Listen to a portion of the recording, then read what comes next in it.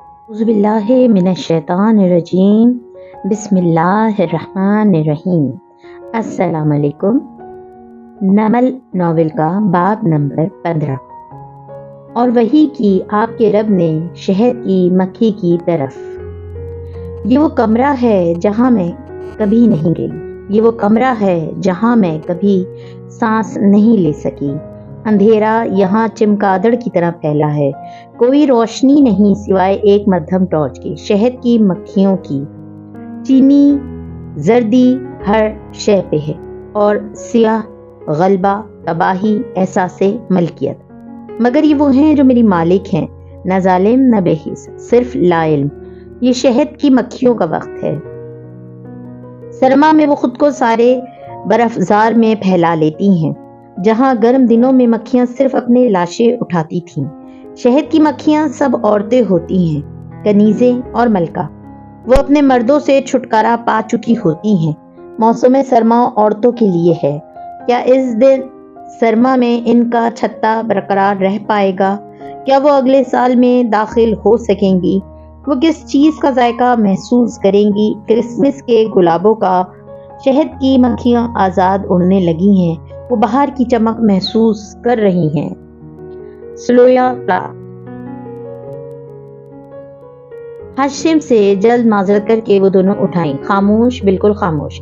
گھر میں کھانے کی میز سیٹ تھی۔ حنین اور زمر چپ چاپ آ کر بیٹھ گئیں۔ کھانا شروع ہوا۔ ہنا نے چند لقمے بمشکل لیے، زمر کی تو بھوک مر چکی تھی۔ فارس کھانا کھاتے ہوئے غور سے اسے دیکھ رہا تھا، مگر بولا کچھ نہیں۔ کھانا ختم ہوا، ادھر ہنا بیسمنٹ کی طرف چلی گئی، وہ بھی تیزی سے پیچھے گئی۔ سب مڑ مڑ کر ان کو دیکھ رہے تھے۔ انہیں کیا ہوا ہے؟ پہلے زمر نے تہخانے کا دروازہ لاک کیا، پھر نیچے آئی تو دیکھا ہنا ادھر ادھر چکر کاٹ رہی تھی، نفی میں سر ہلا رہی تھی۔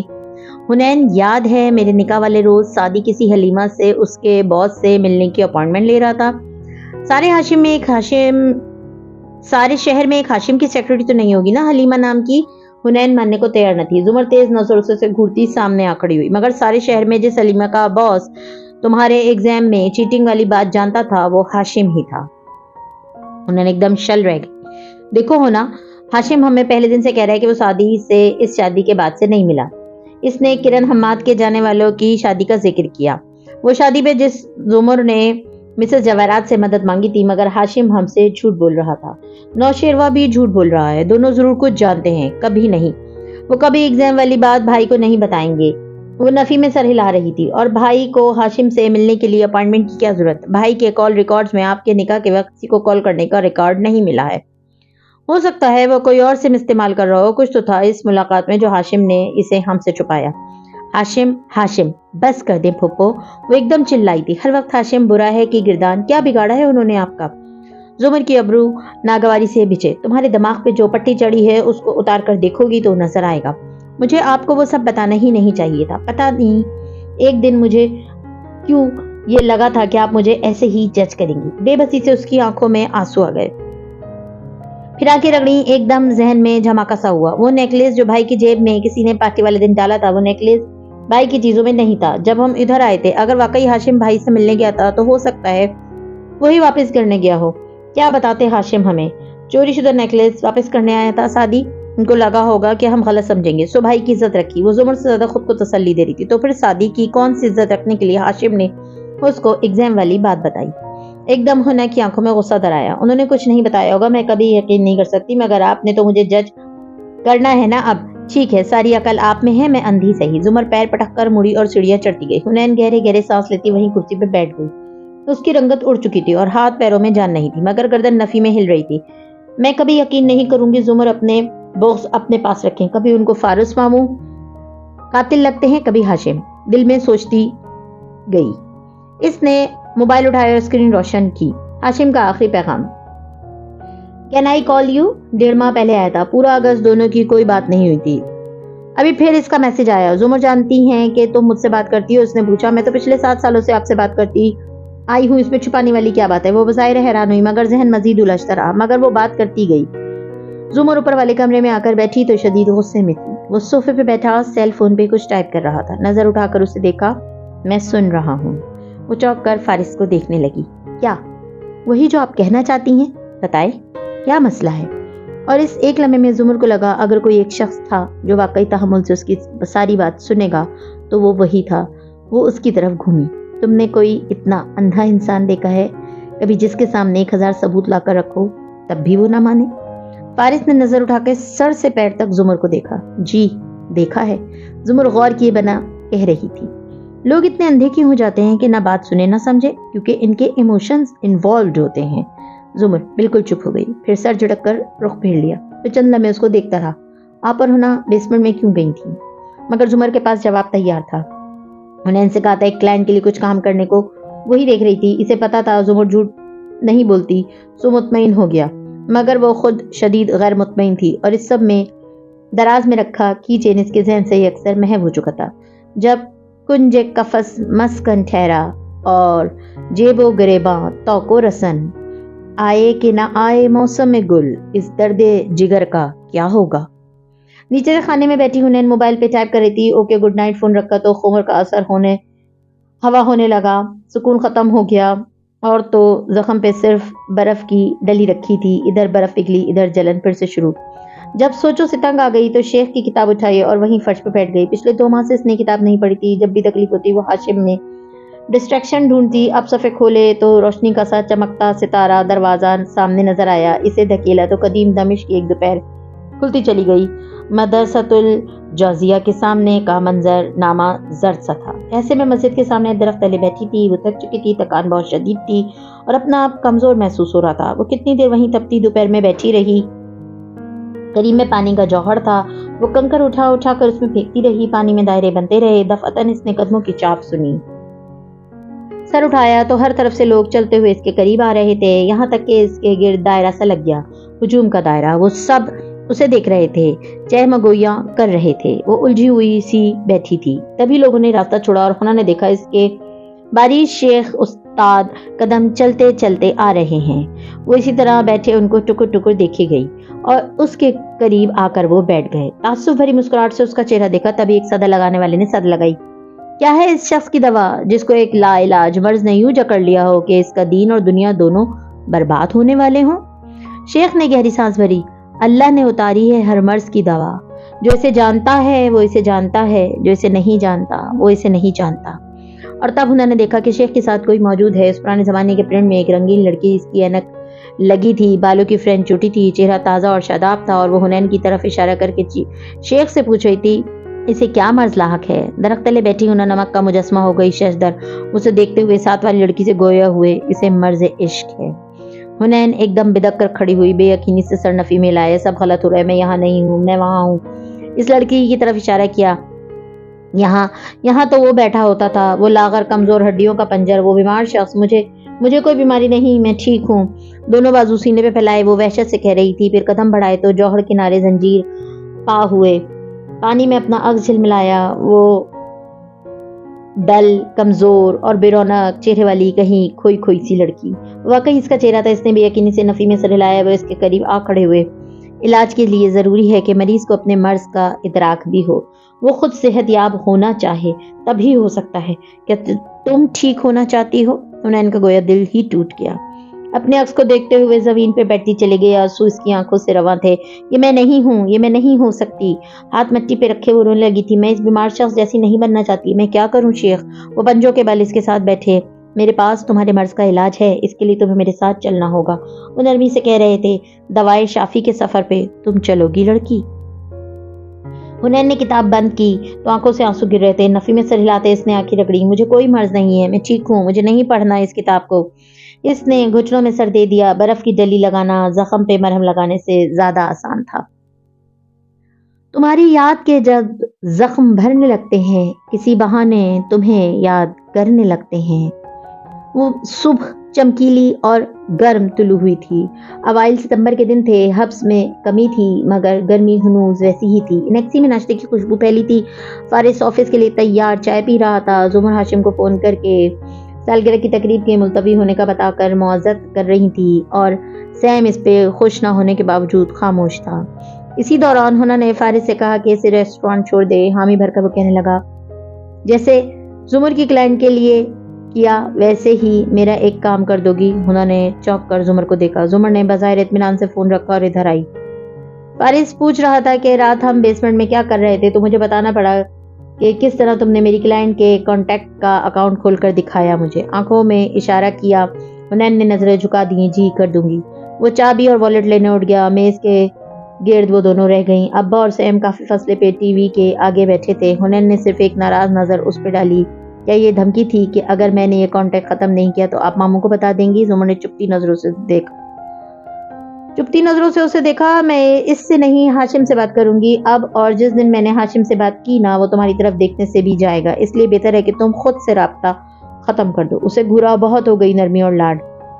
حنین کی آنکھوں میں آنسو آ گئے۔ میں کیا کروں اللہ تعالیٰ؟ پھر ٹی وی پہ نگاہ پڑی۔ ابا چینل بدلتے ہوئے ایک لوکل کیبل چینل پہ رکے جس پہ تلاوت لگی تھی۔ ایک ہی نظر میں حنین نے پہلی سطر پڑھی، اور وہی کی تیرے رب نے شہد کی مکھی کی طرف۔ مگر فارس واپس آ گیا تھا اور زمر سے کچھ آہستہ آواز میں پوچھ رہا تھا۔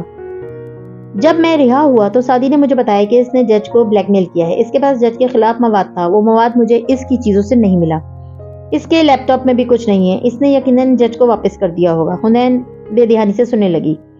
ندرت اپنا مگ اٹھائے آ بیٹھی تو ان کی بات پہ رخ موڑ لیا۔ یہ باتیں ان کو عجیب سی وحشت میں مبتلا کرتی تھیں، مگر وہ ان کو ان پیچیدگیوں میں پڑھنے سے روک بھی نہیں سکتی تھیں۔ فارس کہہ رہا تھا مگر سعدی نے ایک کاپی ضرور رکھی ہوگی اور کوئی اس بارے میں ضرور جانتا ہوگا۔ زمر کھڑی ہوئی۔ اس کوئی ریسٹورانٹ کو بلاؤ اور اس سے کہو کہ انسانوں کی طرح سب اگل دے، ورنہ اچھا نہیں ہوگا۔ قصر کادار کی ڈائننگ ہال کی اونچی کھڑکیوں سے سبز زر پہ ہنا اور فارس کار میں بیٹھتے نظر آ رہے تھے۔ اگر ہال میں دیکھو تو سر براہی کرسی پہ بیٹھی جواہرات تمکنت سے گردن اٹھائے خاور کو دیکھ رہی تھی۔ ہاشم بھی ناشتہ کرتے ہوئے اسے ہی دیکھ رہا تھا۔ وہ مؤدب سا کھڑا تھا۔ بظاہر یہ صرف گیس لیکیج کی وجہ سے ہوا ہے، مگر ڈاکٹر بخاری اور ڈاکٹر ایمن نے کھلم کھلا نیاز بیگ کے بھائی کو الزام دینا شروع کر دیا ہے۔ اس کے خلاف ایک کیس بڑھ گیا ہے۔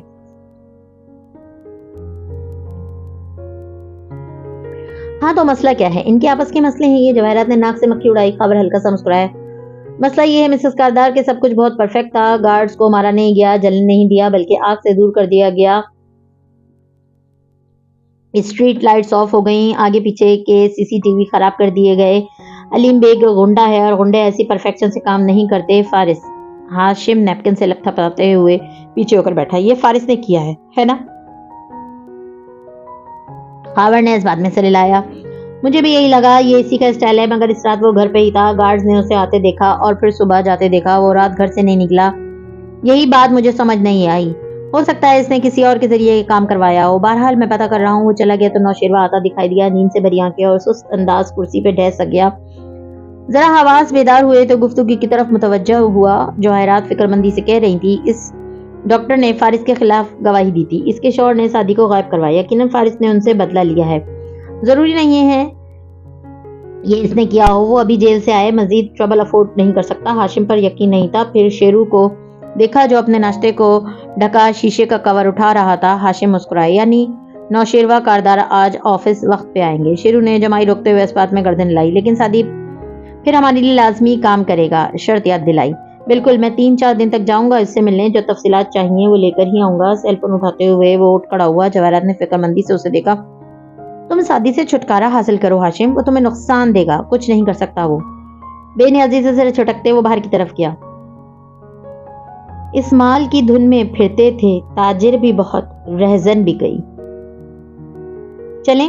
ہنا کار میں بیٹھی تو فارس کال پہ کسی سے بات کر رہا تھا۔ سر ہلا کر فون رکھا۔ ہم ایک جگہ سے ہو کر ریسٹورانٹ جائیں گے، گیس کرو کس نے کال کر کے ملنے کی خواہش ظاہر کی ہوگی۔ اس کے الفاظ پہ ہونا چوکی تھی۔ جس وقت دونوں ریسٹورانٹ کی طرف جاتی سڑک پہ گامزن تھے۔ قصر کردار کی 4 دیواری کے ساتھ خاور محتاط نظروں سے دیوار کو دیکھتا آگے بڑھ رہا تھا۔ یہ دیوار کا وہ حصہ تھا جو فارس کی نیکسی کے عقب میں تھا۔ اس کے پیچھے سڑک تھی۔ آنکھیں سکیڑ کر دیکھتا وہ ایک جگہ رکا۔ یہاں ایک لوہے کا دروازہ تھا جو زمانوں سے بند پڑا تھا۔ اس پہ پرانا تالا لگا تھا۔ اس جگہ گارڈز نہیں تھے، نہ کیمرے۔ خاور کچھ دیر متذب سا اسے دیکھتا رہا، پھر جھک کر تالے کو چھوا۔ لبوں پہ مسکراہٹ ابھری۔ تالا پرانا تھا اور زنگ آلود بھی، مگر اس کے مقفل ہونے کی جگہ پہ زنگ نہیں تھا، جیسے تیل وغیرہ ڈال کر صاف کیا گیا ہو۔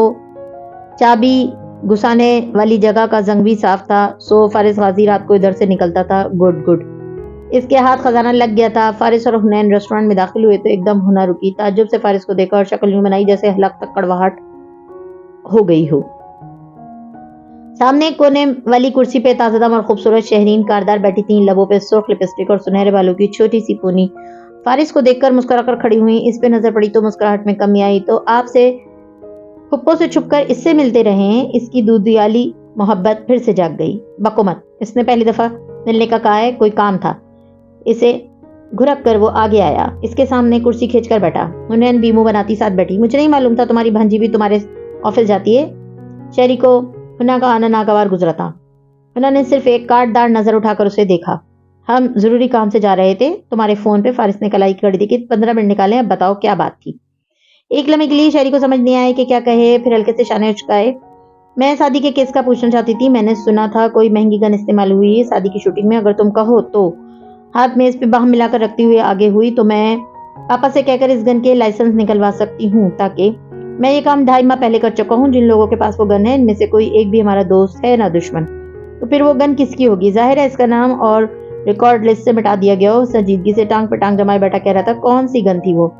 आपको गन्स के बारे में कितना पता है शहरीन? हुनैन रह नहीं सकी। शहरी ने तिनक कर उसे देखा, फिर पर्स से एक कॉबल्ट पिस्तौल निकालकर मेज पे रखी। अगर आप हाशिम कारदार की बीवी हो और शूटिंग क्लब की मेंबर भी हो, तो आपको गन्स के बारे में बहुत इल्म होता है। मुझे मालूम है तुम्हारे हाशिम और शेरू के पास कौन कौन सी गन है। जरा उकता कर उसे टोका, मगर जो ब्रांडेड गन इस्तेमाल हुई है वो मॉडल आगे पीछे किसी के पास नहीं है। Glock G41। और शहरीन का सांस अटक सा गया। बमुश्किल आंखों को इस पे रखे मुस्कुरा पाई। G41? अच्छा। वो रुकी, तासुरात पे काबू पा लिया। वो गन्स की बात करने ही नहीं आई थी, वो तो हुना को देखकर बात बनानी पड़ी थी। अगर इसने पहले चेक कर लिया होता कि अगर कुछ और नहीं है तो हम जाएं। वो फोन जेब में डालता खड़ा हुआ। शहरी ने जबरी मुस्कुराकर सर को खम दिया। हुना भी बेदुली से उठी, तभी निगाह सामने दीवार पे जा पड़ी, जहां बड़ी सी कैलीग्राफी आवेजा थी और उस पे खत्ताती से लिखा था। हुनैन की आंखें सुकड़ आईं। वअौहा रब्बुका इलन नहल। सुबह वाली टीवी स्क्रीन याद आ गई, मगर सर झटका। ये सिर्फ एक इत्तेफाक था। फारिस के साथ वो बाहर निकली तो जहन बहुत उलझा हुआ था। खवा टाइम जाया करवाया इस प्लास्टिक ने।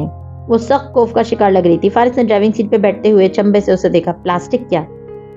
ये शहरी, इसका ताल्लुक प्लास्टिक से है, आपको नहीं पता? प्लास्टिक्स का ताज्जुब से उसे देखा, फिर टेक लगाए बताने लगी। ये अपर मॉडल क्लास और इलीट में पाई जाती हैं। बचपन से इनकी ट्रेनिंग होती है। भारी किताब सर पे रख के सीधे चलने की, होठों को मखसूस जाविये पे रखने की। जब भी खड़ी होंगी कोहनियां बराबर और हाथ 3 इंच के फासले पे होंगे। चेहरे को बिल्कुल सपाट और गर्दन को उठा हुआ रखती हैं। वाइट और पेच का हर शेड इनके पास होता है। बेहद दुबली पतली और डाइट कॉन्शियस होती हैं। दरअसल एनोरेक्सिंग होती है। फाके करती हैं, किसी दिन कुछ ज्यादा खा लें तो हलक में उंगली डालकर कह कर देती हैं। इस शदीद जिस्मानी मुशक्कत के बाद इनके चेहरे पे गोया खोल सा चढ़ जाता है और ये प्लास्टिक लगने लगती हैं। वो खबरनामा पढ़ने के अंदाज में बता रही थी। ड्राइव करता फारिस बेख्तियार हंस दिया। अच्छा, वैसे तुम्हारी फुप्पो क्या है? वो प्लास्टिक थोड़ी है, वो नेचुरल है। जरा करीब होकर आहिस्ता से बोली, मगर नेचुरल शीशा, वो भी खोलता हुआ। वो बड़बड़ाया, फिर दोनों हंस पड़े। वो अब बेहतर महसूस कर रही थी। रेस्टोरेंट करीब था। मुझे शिकवा है मेरे भाई कि तुम जाते हुए ले गए साथ मेरी उम्र गुज़िश्ता की किताब। अहमद शफी जब रेस्टोरेंट में दाखिल हुआ तो देखा सामने एक मेज के पीछे वो तीनों बैठे थे, किसी इंटरव्यू पैनल के अंदाज में। बार बार घड़ी देखता, कान की लौ मसलता फारिस, घुंघराली लट उंगली पे लपेटती मुंतजर सी जुमर और उंगलियां मरोड़ती गर्दन झुकाए बैठी हुनैन। अहमद गहरी सांस भर के रह गया। चलो जी, सारा पागल खानदान इकट्ठा जमा है अहमद शफी की क्लास लेने। उनको बेइज्जती करने के लिए कोई और नहीं मिलता। मुंह बनाता आगे आया, सलाम किया, जिसका कोई जवाब न मिला। फिर भी मुस्कुराकर सामने बैठा। मुझे हारून उवैद के साथ 1 घंटे में चित्राल जाना है, इसलिए। सादी ने जज को किस चीज से ब्लैकमेल किया था? फारिस ने इसकी बात सुनी ही नहीं। अहमद ने गहरी सांस भरी। हो गई क्लास शुरू। मिसेस उमर कानों पे हाथ रख लें तो मैं बताना शुरू करूं? मासूमियत से पूछा। जुमर ने घूरकर उसे देखा। मैं सुन रही हूँ। अहमद ने थोड़ी खुजाई। सादी ने मुझे एक बोर्ड के ऑफिसर कॉन्फिडेंशियल प्रेस OCP के बारे में बताया था, जो कि एक करप्ट आदमी था और हर साल पेपर लीक किया करता था। हुनैन यूसुफ का सांस रुक गया। जरा देर के लिए अहमद इन तीनों को यहीं छोड़कर हम पिछले साल की जनवरी में वापस जाते हैं, जब सादी OCP साहब के घर गया था। वो एक गिल्ड से भरा दिल और झुके कंधे लेकर वहां आया था। आंटी के पास ड्राइंग रूम में सर झुकाए बैठे इसने भारी जमीर से कहा था, میں ان کی وفات کے اتنے عرصے بعد آ رہا ہوں، مجھے بہت افسوس ہے ان کا۔ یہ حنین کے بتانے کے لیے 1 ماہ بعد کا ذکر ہے۔ کوئی بات نہیں، جو تمہاری بہن نے کیا وہی ہمارے لیے بہت ہے۔ اس نے چوک کر سر اٹھایا، مگر آنٹی بہت محبت اور سادگی سے کہہ رہی تھی۔ وہ وہی جانتی تھیں جو حنا نے کیا، جو وہ نہیں جو ان کے شوہر نے کیا اور جس کا گلٹ ان کو لے ڈوبا۔ وہ چائے کے لیے اٹھی تو سعدی نے سر ہاتھوں میں گرائے بے اختیار دعا مانگی۔ اللہ تعالیٰ، میں آپ کے سامنے اپنی بہن کی غلطی کو جسٹیفائی نہیں کروں گا، میں کوئی صفائی نہیں دوں گا، لیکن اس کی نیت ان کی جان لینے کی نہیں تھی۔ اللہ، آپ کو پتا ہے کہ اس کو نہیں تھا کہ یہ سب ہو جائے گا۔ پلیز میری مدد کریں، میں کسی طرح ان کی فیملی سے معافی مانگ سکوں۔ ایک ایماندار افسر کے ضمیر کی قیمت لگانے کے بوجھ سے دل کو آزاد کر سکوں۔ جو آپ پہ بھروسہ کرتے ہیں، آپ ان کو رسوا نہیں کرتے۔ پلیز مجھے اس بوجھ سے نکال لیں۔ چہرے پہ ہاتھ پھیر کر وہ سیدھا ہوا۔ آنٹی چائے لا رہی تھی۔ انکل کی ڈیتھ ہارٹ اٹیک سے ہوئی تھی۔ کیا زیادہ پریشان رہتے تھے آخری دنوں میں؟ وہ نظریں ملائے بنا پوچھ رہا تھا۔ نہیں، ٹھیک تھے بالکل۔ بیٹی کی شادی ہو گئی تو مطمئن تھے، بلکہ خوش بھی تھے۔ سعدی نے اطراف میں نگاہ دوڑائی۔ دیوار پہ ان کی بیٹی کی شادی کی فوٹو شوٹ کی چند فریمز لگی تھیں، خوبصورت جگر جگر کرتے لباس میں موجود تھیں، اور گھر کی عورتیں، قیمتی زیور۔ سعدی کی نگاہیں ڈرائنگ روم میں ادھر ادھر دوڑیں۔ قیمتی پردے، ڈیکور پیسز۔ اس نے سر جھٹکا۔ آخری دن کیسے تھے؟ اس دن رزلٹ آیا تھا نا؟ بالکل ٹھیک تھے سعدی، نارمل باتیں کر رہے تھے، اور بلکہ جسٹس صاحب سے بھی ٹھیک گپ شپ کر رہے تھے۔ وہ تو ان کے جانے کے بعد کافی دیر سے ان کے کمرے میں گئی تو سر نفی میں لا کر آنٹی نے آنکھ کا کنارہ صاف کیا، لیکن سعدی یوسف خان کا دماغ ایک جگہ اٹک چکا تھا۔ کون جسٹس صاحب؟ ان کے بڑے اچھے دوست ہیں، جسٹس سکندر، سیشن کورٹ میں ہوتے ہیں۔ وہ ملنے آئے تھے نا حمیرہ کے ابو سے؟ کمرے میں ان سے باتیں کر رہے تھے، ہم لوگ باہر لاؤنج میں تھے۔ وہ نکلے تو بتایا کہ OCP صاحب ابھی کام کر رہے ہیں، کہہ رہے ہیں بچے شور نہ کریں۔ میری بڑی بیٹی کے 2 بچے بھی آئے ہوئے تھے نا۔ ان کے جانے کے کافی دیر بعد میں اور حمیرہ اندر آئے تو دیکھا وہ فوت ہو چکے تھے۔ استعفیٰ بھی لکھا پڑا تھا۔ سعدی ایک دم آگے ہو کر بیٹھا۔ آپ نے ڈاکٹر کو بلایا تھا؟ ہاں، ڈاکٹر نے بتایا ہارٹ اٹیک سے موت ہوئی ہے۔ آپ نے پوسٹ مارٹم کروایا تھا؟ نہیں بیٹا، اس کی کیا ضرورت تھی؟ میرے بیٹے نے کہا بھی تو ان کے دوستوں اور رشتہ داروں نے منع کیا کہ لاش کی بے حرمتی ہوتی ہے ایسے۔ جی بالکل، میں تو یہی پوچھ رہا تھا۔ جبرن مسکرایا، بے چینی سے پہلو بدلا۔ یعنی بیٹے کو معلوم ہو گیا تھا؟ ان کا کمرہ دیکھ سکتا ہوں میں؟ ان کا کمپیوٹر وغیرہ؟ بیٹا کمپیوٹر اور فائلز تو محکمے والے اٹھا کر لے گئے تھے، کمرہ دیکھ لو تم۔ اپنے گھر کے بچے ہو، صفائی وغیرہ کرتی ہو، مگر ان کی باقی چیزیں نہیں چھڑتی۔ وہ اسے ایک کمرے میں لے آئیں۔ وہ بیڈ روم چھوٹا مگر پرتعیش تھا۔ گھر کافی دفعہ رینوویٹ ہوا لگتا تھا۔ سعدی کے جھکے کندھے اٹھ چکے تھے اور بھاری دل ہلکا ہو رہا تھا۔ وہ ان کی کتابیں دیکھتا رہا، آگے پیچھے کوئی کاغذ، کوئی فائل نہیں چھوڑی تھی۔ محکمے والوں نے دفتن وہ رکا۔ اسٹڈی ٹیبل کے وسط میں کپ رکھا تھا، اس میں چند پین تھے، ایک پین مختلف تھا۔ سعدی نے وہ سلور پین اٹھایا اور ڈھکن کھولا۔ اندر USB پلگ تھا۔ اس نے جلدی سے ڈھکن بند کیا، پھر آنٹی کی طرف مڑا۔ مجھے انکل سے بہت عقیدت تھی، اگر آپ کو برا نہ لگے تو ان کا ایک قلم رکھ لوں، میرے دل کا بوجھ ہلکا ہوتا رہے گا۔ اور آنٹی نے کھلے دل سے اجازت دیتی۔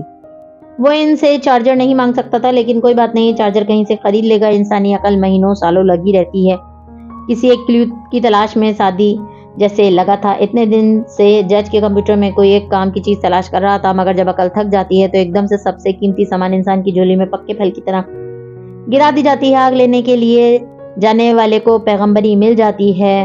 وہ لمحہ الہام کا لمحہ ہوتا ہے۔ کچھ لوگ اسے اتفاق کہتے ہیں، ایمان والے اسے مدد کہتے ہیں۔ اور آج احمد شفیع زمر اور فارس کو دیکھتے ہوئے کہہ رہا تھا۔ سعدی ان کی تعزیت کے لیے ان کے گھر گیا۔ اس نے کہا وہ ایک گلٹی احساس لیے ادھر گیا تھا۔ ان کی فیملی کو وہ پہلے سے جانتا تھا۔ احمد سانس لینے کو رکا، ان کو متوجہ پا کر مسکرایا۔ ویسے میری کنسلٹنسی فیس، کام کی بات پہ آؤ۔ فارس ایک دم برہمی سے کہتا آگے ہوا تو وہ ہاتھ اٹھاتے ہوئے جلدی سے ذرا پیچھے ہوا۔ بتا رہا ہوں۔ گہری سانس لی۔ ان کی چیزوں میں سعدی کو ایک پین کیمرہ ملا۔ زمر نے بے اختیار آنکھیں بند کی۔ اوف، اس پین کے ذریعے OCP صاحب جج کی ویڈیوز بناتے تھے۔ وہ کانفیڈینشیل پریس کے آدمی تھے، ان کے پاس بہترین گیجٹس تھے۔ وہ پین چھوٹا سا تھا، اس میں جیمر لگا تھا جو اس کو ڈکٹیٹرز کے باوجود ناقابل گرفت بناتا تھا۔ بہرحال اس پین میں کچھ ویڈیوز تھیں، کالے دھندوں کے اعتراف کی ویڈیوز۔ سعدی نے تمہارے رہا ہونے کے بعد وہ تمام ویڈیوز مٹا دی، سوائے ایک کیس ویڈیو میں جج اور OCP کی آخری ملاقات تھی، اور وہ ایک ٹیربل ویڈیو تھی۔ OCP نے صرف یہ سوچ کر کیمرہ آن رکھا تھا کہ جج کی دھمکیوں کو ریکارڈ کرے گا، اس لیے اس نے استعفیٰ بھی آرام سے لکھ دیا تھا، مگر اس نے جرجری لی۔ اس ویڈیو کی وجہ سے جج نے غازی کو رہا کیا۔ اب وہ پین کہاں ہے؟ فارس کے سوال پہ احمد نے شانے اچکائے۔ زمر جلدی سے بولی، میں سعدی کی چیزیں دوبارہ دیکھوں گی، مل جائے گا۔ ذرا رکی، لیکن اگر جج کی ताकतवर मुजरिम दोस्त हैं तो इसने फारिस को रिहा करने के बजाय इन दोस्तों से मदद क्यों नहीं मांगी। मिसेस उमर, आप वो वीडियो देखेंगी तो जान लेगी कि कोई भी अपने साथी मुजरिमों को ऐसी चीज की हवा नहीं लगने दे सकता। वो इसकी मदद करते लेकिन फिर इसकी कमजोरी के जरिए उसको गुलाम बना लेते। गाजी को रिहा करना ज्यादा आसान था। तो ओसीपी साहब ने खुदकुशी क्यों की थी? हुनैन इन्हें गिली शा की नजर से अहमर को देखकर बोली तो अहमर ने उसे देखा, फिर फारिस को फिर शाने उचकाए। इस वीडियो और शादी के मुताबिक ओसीपी साहब को कत्ल किया गया था। उन दोनों का आपस में लेन देन का कोई तनाजा था। सादी ने आपको खुद ये बताया था। हुनैन की आवाज गुस्से से बुलंद हुई। अहमर ने संभल कर जी मैं सुरलाया। हुनैन ने गले भरी नजर जुमर पर डाली, अहमर की तरफ इशारा किया। ये कौन है? इनको क्यों बताया? मैं बहन थी, मुझे क्यों नहीं बताया? एकदम से सिचुएशन ऑकवर्ड हो गई थी। फारिस अहमर को इशारा करता उठ गया। वो दोनों चले गए तो हुनैन ने आंसू हाथ की पूंछ से रगड़े। भाई को मुझे बताना चाहिए था, मैं समझती रही मैंने इनकी जान ली है। हुनैन, ये सब इसलिए हो रहा है क्योंकि हमें सादी ने कुछ नहीं बताया। रही ओसीपी की बात तो मैंने तुम्हें बताया था कि उनके लिए पेपर्स देना आसान था क्योंकि वो ये काम पहली दफा नहीं कर रहे थे। मगर जब मैंने इनसे कहा तो इनके तासुरात वो बिल्कुल टूट के रह गए थे क्योंकि हुनाब जिस चीज को वो इतने साल पैसों के बदले बेचते आए थे, पहली दफा वो इन्हें अपने खानदान की इज्जत के बदले बेचनी पड़ रही थी। ये झटका किसी को भी हिला सकता है। हुनैन ने इस बात में सिर हिलाया और आंसू रगड़े। मैंने इनकी जान नहीं ली लेकिन मैं फिर भी कसूरवार हूँ ब्लैकमेल और चीटिंग की। हुनैन, दुनिया में तुम्हारे आसपास कोई ऐसा इंसान नहीं है जिससे कभी कोई गुनाह ना हुआ हो। फर्क सिर्फ इस बात से पड़ता है कि गुनाह के बाद तुम क्या करती हो। मैंने तौबा की थी सच्चे दिल से। तौबा नहीं होती कि इस गुनाह का डिप्रेशन लेकर हर शय त्याग कर बैठ जाओ। तौबा मायूसी और खुद अज़ियती का नाम नहीं होती है। तो फिर कैसे की जाती है तौबा? वो हल्का सा बोली। तौबा नसूह का मतलब है इंसान को एहसास गुनाह हो, फिर नदामत गुनाह हो, फिर माफी मांगे और अगर कोई कफारा है तो वो अदा करे, फिर दोबारा वो काम ना करने का अहद करे और फिर अच्छे काम करे। तौबा मस्बत सोच का नाम है, फ्रेश स्टार्ट लेने का, नई जिंदगी के आगाज का। और फिर सब माफ हो जाता है। हाँ, सब माफ हो जाता है, मगर हर गुनाह से बड़ा गुनाह पता है क्या है?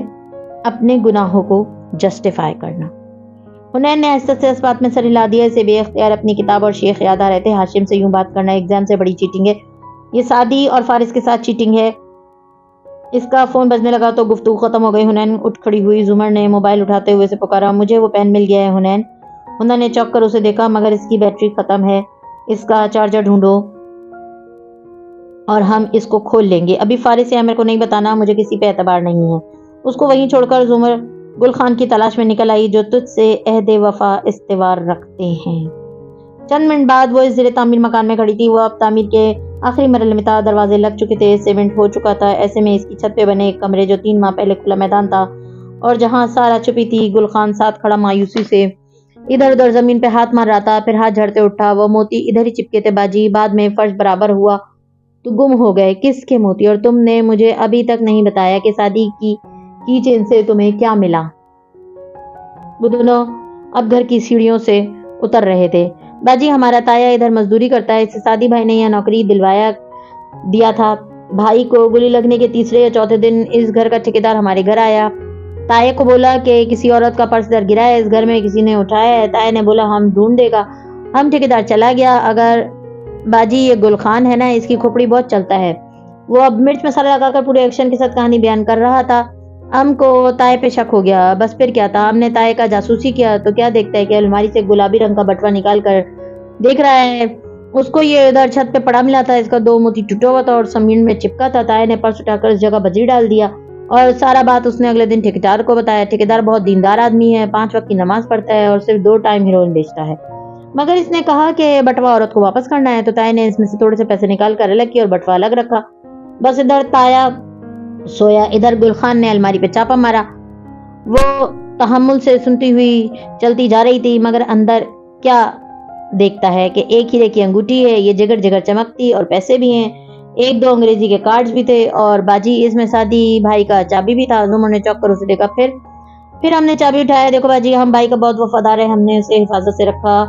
फिर हम पिशोर चला गया, वापस आया तो इतने दिन मुझे क्यों नहीं दिया? गुल खान की इस बात पे सिट्टी गुम हो गई। वो बाजी, तुम्हारा बंदा हर वक्त आगे पीछे फिरता रहता है, हमको उससे डर लगता है। सर खुजाया मगर इसने ध्यान नहीं दिया, वापस मुड़ी। مجھے اس ٹھیکیدار سے ملواؤ، فکر نہ کرو، میں کی چین کا نہیں بتاؤں گی۔ ٹھیکیدار کا منہ کھلوانے میں 5 منٹ بھی نہیں لگیں گے، وہ فر بتانے لگا۔ ایک عورت تھی، اس نے چادر کر رکھی تھی، چہرہ بھی ڈھک رکھا تھا، وہ میرے پاس آئی اور اپنے پرس کا پوچھا۔ اس نے کہا کہ وہ ایک وکیل ہے اور یہاں اس قتل کیس کے سلسلے میں آتی جاتی رہتی ہے، اس لیے پرس کو بیٹھی۔ میں نے 1-2 روز میں پرس ڈھونڈ کر دے دیا۔ دوبارہ اس گھر میں ملنے آئی تھی، اس نے پیسے بھی دیے، مگر وہ خوش نہیں تھی، بار بار چابیوں کے گچھے کا پوچھتی تھی۔ کوئی اور بات جو اس کے بارے میں یاد ہو؟ وہ سوچنے لگا، پھر نفی میں سے رلائے، نہیں میڈم جی، دبلی پتلی تھی، لڑکی سی لگتی تھی، ہاں رنگ گورا تھا اور آنکھیں ہلکے رنگ کی تھی، نیلی سبز سرمئی۔ اگر وہ کبھی دوبارہ آئے تو آپ اس نمبر پہ مجھے بتائیں گے۔ ایک کارڈ سے پکڑاتے ہوئے اس نے تاکید کی تھی۔ جب وہ واپس آئی تو سوچ میں گم تھی۔ ریسٹورانٹ میں داخل ہوئی اور سیدھی اوپر چڑھتی گئی۔ نیچے ریسٹورانٹ میں اکا دکا لوگ تھے۔ حنین کونے والی میز پہ آ بیٹھی اور ہتھیلی پہ چہرہ گرایا۔ میں توبہ کر چکی ہوں، معافی مانگ چکی ہوں، مگر ہاشم کو کیسے چھوڑوں؟ نہیں، انہوں نے بھائی کو کچھ نہیں بتایا، مگر مجھے پھر اتنا شک کیوں ہے؟ سر جھٹک کر حنین نے سیل فون نکالا اور پھر دوپٹے سر پہ لیتے آن لائن قرآن ڈاؤن لوڈ کیا۔ کتنے عرصے سے اس نے قرآن نہیں پڑھا تھا۔ اس کو وہ ایسے سمجھ نہیں آتا تھا جیسے سعدی بھائی کو آتا تھا، حالانکہ سعدی اور سیم نارمل ذہانت کے لوگ تھے، جینیس تو وہی تھی، تو ساری بات جینیس لوگ کیوں کھاتے ہیں؟ ساری بات جینیس لوگوں کو ہی کیوں ہو جاتی ہے؟ وہ یہ سوچتی رہی۔ قرآن کھلا تو وہ بے دلی سے انگوٹھے سے اسکرین اوپر کرتی گئی، صفحات اوپر نکلتے گئے۔ بالآخر ایک جگہ وہ رکی، آنکھیں بند کی۔ اس نے سوچ لیا تھا کہ اب جو بھی وہ آیت پڑھے گی اس پہ عمل کرے گی، چاہے وہ یہ کیوں نہ کہے کہ عورتوں کو چھپے دوست نہیں بنانے چاہیے، یا پردہ کرنا چاہیے، یا نگاہوں کی حفاظت کرنی چاہیے۔ آنکھیں کھولی اور اسکرین کو دیکھا، اور اللہ ہی ہے جس نے اتارا آسمان سے پانی تاکہ زمین کو اس کی موت کے بعد اسے زندہ کر دے۔ بے شک اس میں ایک نشانی ہے، اور ان لوگوں کے لیے جو غور سے سنتے ہیں۔ بارش کا ذکر ہو رہا ہے یہاں، گڈ، آگے چلو۔ اس نے اگلی آیت پہ نظر مرکوز کی۔ اور تمہارے لیے بے شک چوپائے مویشیوں میں ایک نشانی ہے، ہم تمہیں پلاتے ہیں ان کے پیٹوں سے خون اور گوشت کے درمیان سے خالص شہد، جو خوشگوار ہے پینے والوں کے لیے۔ مطلب کہ اللہ تعالیٰ کا احسان ہے کہ وہ خون اور گندگی کو دودھ سے ملانے نہیں دیتا، یوں ہم خالص دودھ پی لیتے ہیں۔ ٹھیک۔ اور پھلوں میں کھجور اور انگور، تم ان سے بناتے ہو نشاور چیزیں اور اچھا رزق، بے شک اس میں ایک نشانی ہے اس قوم کے لیے جو عقل رکھتی ہے۔ مطلب کہ ہوں شراب کا میں نے کیا کرنا ہے، آگے چلو۔ اور تمہارے رب نے وہی کی شہد کی مکھی کی طرف کہ بنا لے اپنے گھر پہاڑوں میں اور درختوں کے اوپر اور اونچی چھتوں پہ، پھر کھا تمام پھلوں میں سے اور چل اپنے رب کے آسان راستوں پہ۔ ان شہد کی مکھیوں کے پیٹوں سے نکلتا ایک مشروب مختلف سے ہیں، جس کے رنگ شفاف ہیں اور شفا ہے جس میں لوگوں کے لیے، بے شک اس میں ایک نشانی ہے ان لوگوں کے لیے جو غور و فکر کرتے ہیں۔ حنین نے ایک دم موبائل الٹا رکھ دیا۔ یہ تو وہی آیت تھی جو آج تیسری بار کوئی سنسنی خیز لہر اس کی ریڑھ کی ہڈی میں دوڑ گئی تھی۔ گردن پہ ٹھنڈے پسینے آنے لگے، ایسا لگا جیسے کوئی اسے دیکھ رہا ہے۔ بس مجھے نہیں پڑھنا قرآن، نہ شیخ کی کتاب، یہ سب چیزیں ڈراتی ہیں۔ جھرجھری لے کر اٹھی اور کچن کی طرف بڑھ گئی۔ بہت دن بعد اس کا دل تھا کہ وہ کچھ کھائے، کچھ اچھا، اتنا اچھا کہ سب بھول جائے۔ آکے لے جاؤ تم اپنا یہ دمکتا ہوا پھول، مجھ کو لوٹا دو میری عمر گزشتہ کی کتاب۔ حنین نے اگلے 3-4 روز خود کو کھانے، ٹی وی، کمپیوٹر، گیمز اور ہاشم میں مصروف کر لیا، مگر بے سکونی بڑھ گئی تھی۔ نہ ان چیزوں میں سے دلچسپی رہی تھی اسے، نہ ہاشم پہ اعتبار رہا تھا۔ زمر کے پاس بھی نہیں گئی، نہ دل لگا کر پین کیمرے کا چارجر ڈھونڈا۔ زمر نے بھی اس سے دوبارہ بات نہیں کی۔ 6 ستمبر والے روز حنین نے ہتھیار ڈال دیا اور امی کا قرآن کا نسخہ اٹھائے، کاپی پین لیے، فوڈلی ایور آفٹر ریسٹورانٹ کے اوپری کمرے میں آ بیٹھی جہاں آج زمر نہیں تھی۔ اب حنین نے وہ آیت نحل ایک بڑے کاغذ پہ لکھی اور سر پہ دوپٹہ لیے، ہاتھ میں قلم پکڑے اس پہ غور کرنے لگی۔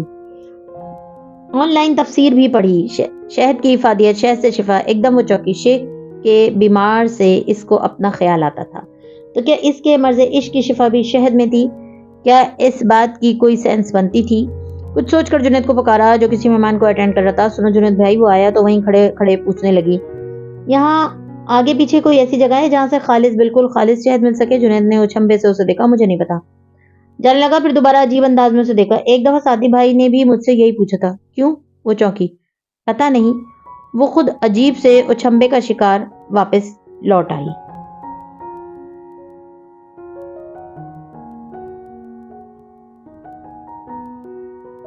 مزید ویڈیوز دیکھنے کے لیے ہمارے چینل کو سبسکرائب کیجیے۔